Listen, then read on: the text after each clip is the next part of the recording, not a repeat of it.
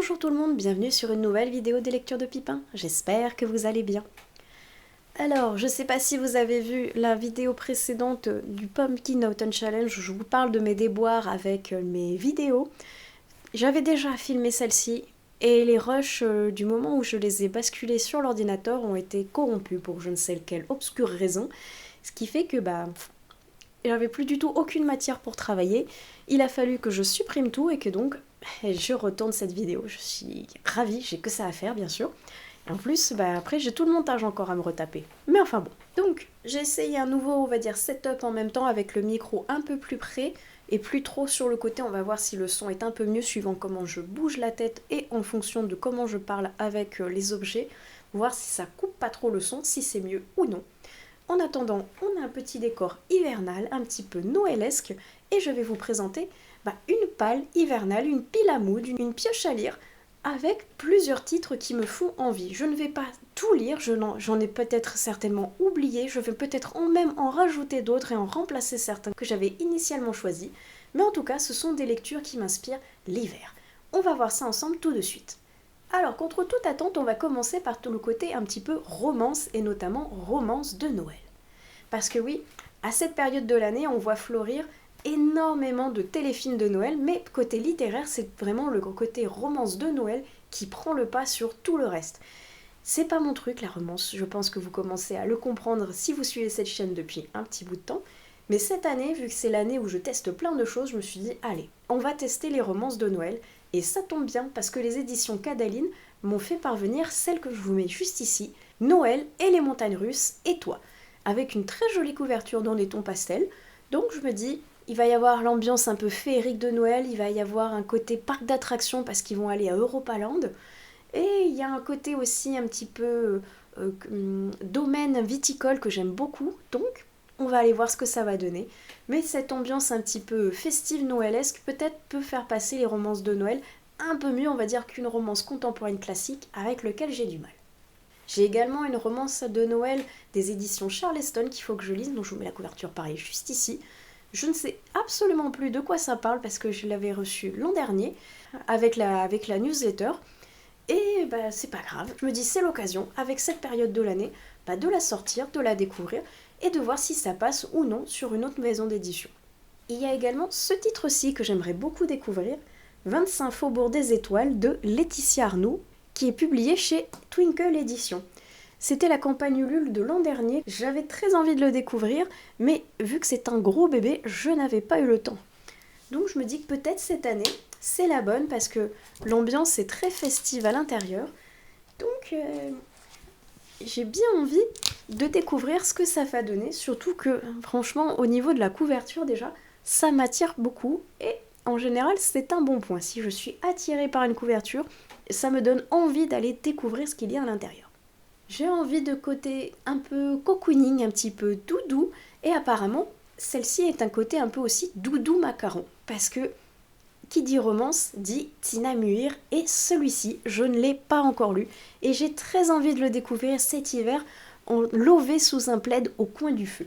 Il s'agit de Grand Magasin.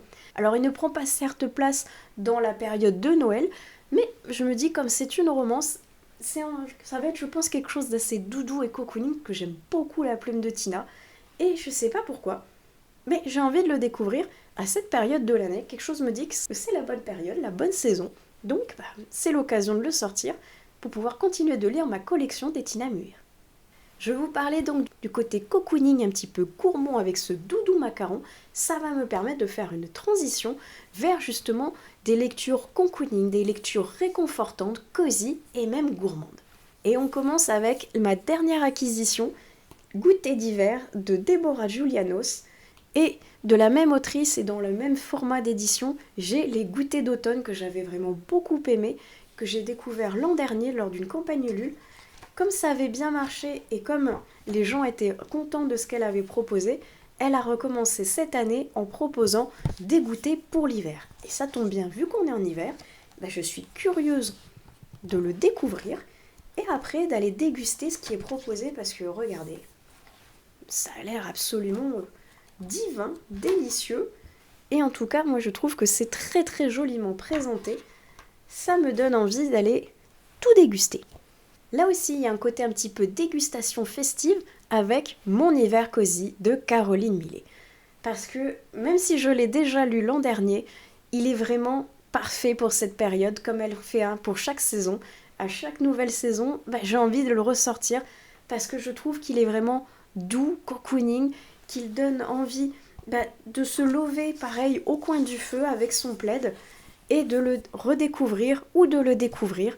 Si jamais vous ne connaissez pas ce qu'elle fait, moi j'aime beaucoup. Elle nous propose avec de magnifiques présentations toutes en aquarelle, ce qu'elle aime faire, lire, manger, regarder pendant cette période hivernale. Et elle nous plonge dans un univers absolument merveilleux, délicieux, magnifique pour les yeux.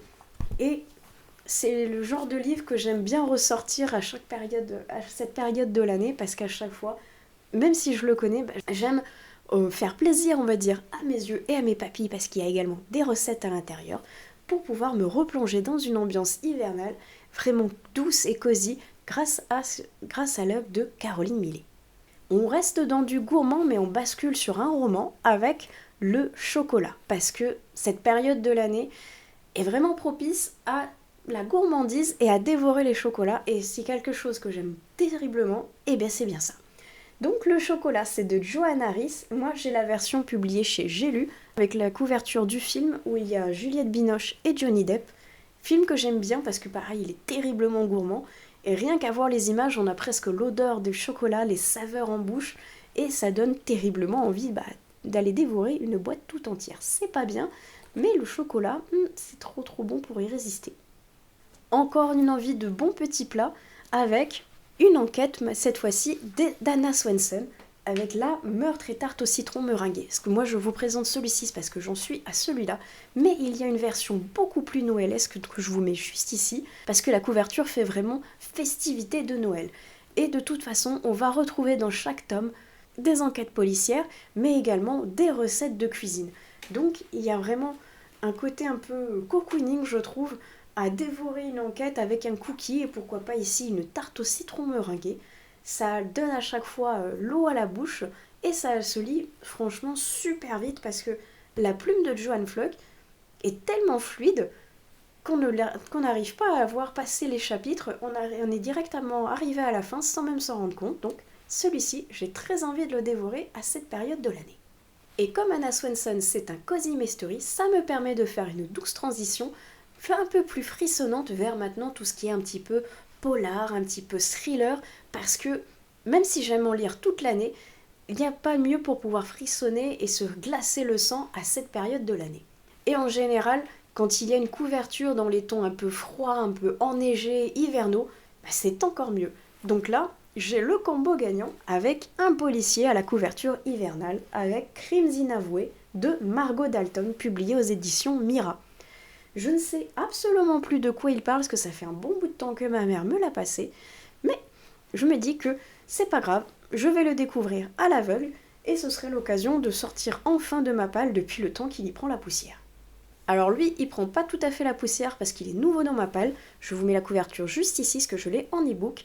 Il s'agit de Meurtre sur le Christmas Express des éditions Charleston, qui est sorti cette année et que j'ai très envie de découvrir, parce que ça me fait un peu penser à un Agatha Christie de Noël, je ne sais pas, peut-être le côté Orient Express qui sonne un petit peu comme ça dans le titre.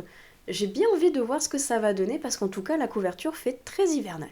Et en parlant de couverture hivernale dans des tons froids, avec un titre froid également, Temps glaciaire de Fred Vargas, j'ai très envie, depuis que je l'ai acheté, de le découvrir, mais il ne sort jamais de ma palle, parce que j'en ai plein d'autres à lire et que celui-ci n'arrive pas à sortir. Pourtant, regardez comme il est beau.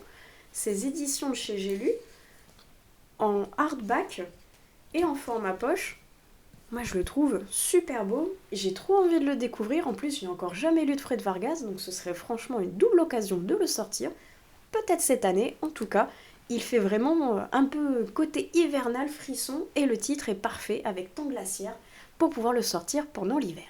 Il y a également celui-ci que j'aimerais bien découvrir, Le Prix de la peur de Chris Carter, publié chez Pocket. Alors pas que la couverture fasse très hivernale cette fois-ci, mais d'après le résumé, ça va se passer à Noël. Donc, J'ai envie de dire qu'un thriller qui se passe pendant la période noëlesque, et ça me donne envie de le sortir à cette période de l'année, en décembre.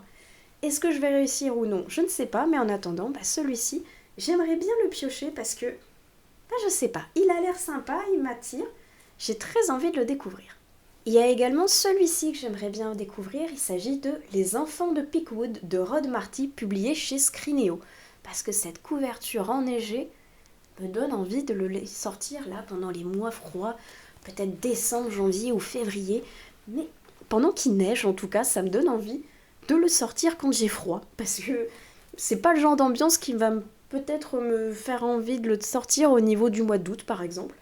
Et là, avec ces enfants qui sont pris dans un accident de bus, qui ont décédé, mais qui reviennent à la vie de manière un petit peu étrange, ça me donne envie d'aller frissonner pendant cette période hivernale, aller voir qui sont ces enfants de Pickwood et qu'est-ce qu'ils ont de particulier. Alors lui, il est tout récent parce que je l'ai trouvé dans une boîte à livres il n'y a pas longtemps. Il s'agit de Colima, de Tom Roth-Smith. Et pareil, il a une couverture enneigée qui fait parfaitement hivernale. Il n'a pas l'air très très drôle quand même, parce qu'on va parler de Goulag, le fameux Goulag de Colima, que moi je ne connais pas, dans une Russie très très froide. Donc, ça n'a pas l'air très comique, mais moi, la Russie, ça m'évoque le froid, ça m'évoque les périodes hivernales, donc il n'y a pas meilleure période pour l'année pour pouvoir le sortir. Avec cette couverture froide, franchement, ça me donne envie de le découvrir maintenant. Donc, on va voir si j'ai bien fait de le prendre en boîte à livres, et quand je l'aurai fini, j'irai le remettre dans une nouvelle pour qu'il puisse continuer son circuit. Ah, qui dit période hivernale et frisson, dit un grand classique que j'aime bien ressortir, que ce soit en livre ou en film, c'est Shining de Stephen King. Parce que ce couple pris au piège dans un hôtel pendant une tempête de neige, comment vous dire que c'est idéal. C'est un classique que j'aime beaucoup, mais je trouve qu'il est indémodable. Chaque année, il revient. Cette année, en plus, il a été sorti dans une nouvelle édition collector. Donc, si vous ne le connaissez pas, c'est peut-être le moment de le découvrir grâce à cette édition, ou une ancienne, voire même peut-être, pourquoi pas avec le film. Et un petit dernier, parce que je pourrais m'étaler pendant des heures rien que sur les thrillers glaçants, Le Bonhomme de Neige de Ionesbo, parce que comme son nom l'indique, il va faire très froid, puis c'est un polar scandinave, donc tout ce qui est un petit peu polar nordique comme ça, ça donne envie encore plus de le sortir à cette période de l'année, vu qu'on va vraiment nous décrire des paysages froids, des temps un petit peu glaciaires comme ça, et des crimes tout aussi glaçants. Moi je pense que c'est en tout cas la bonne période, même si je pourrais les lire à n'importe quel moment de l'année, parce que j'adore les thrillers, c'est vraiment ma passion. Si on reste dans les couvertures un petit peu hivernales et festives, il y en a bien un parmi les classiques que j'ai bien envie de lire cette année. Il s'agit de Christmas Carol de Charles Dickens. Même si je ne suis pas vraiment fan de Dickens, il faut dire que cette année, le thème du Cold Winter Challenge était sur Dickens. Donc ça m'a peut-être un petit peu influencé, j'avoue, pour pouvoir ressortir ce classique, de redécouvrir dans mon cas, voire même carrément le découvrir, parce que je l'ai lu il y a tellement longtemps que je me rappelle plus vraiment de ce de quoi ça parle. Donc pourquoi pas le ressortir à cette période de l'année. Moi j'aime bien rester dans les couvertures vraiment froides, hivernales, en basculant en plus dans les côtés manoirs, il n'y a pas mieux. Et pourquoi pas La Villa aux étoffes, en retournant dans ce tome 2 avec les filles de la Villa aux étoffes et cette magnifique couverture enneigée qui me donne envie d'aller dans ce manoir, de m'y perdre pendant la froide saison au coin du feu, parce que tant qu'à faire la froide saison, mais de manière assez confortable. J'avais beaucoup aimé le premier tome et le second est parfait pour l'hiver, donc j'ai hâte de me replonger dans cette série parce que cette couverture-ci, en tout cas, elle est parfaite pour la palle hivernale. Côté manoir où il fait très froid, avec une couverture enneigée, il y a celui-ci, Un Noël à Bleak Hill Castle de Laetitia Arnoux, publié encore une fois chez les éditions Twinkle. Et ça, c'était la campagne Ulule pour cette année, donc j'ai très hâte de pouvoir le découvrir, parce qu'il est moins gros quand même que 25 Faubourg des Étoiles, donc peut-être que cette fois-ci, je vais réussir à le caser pour pouvoir le lire. Parce que là, ce manoir enneigé, cette magnifique couverture, et cette ambiance apparemment avec une partie qui va se passer à Noël dans un manoir un petit peu lugubre avec un lord qui est adepte des sciences occultes, mais apparemment il va y avoir aussi une romance sous-jacente. Je ne sais pas trop ce que ça va donner ce cocktail, mais en tout cas, moi ça m'inspire cet hiver de pouvoir le sortir et le découvrir.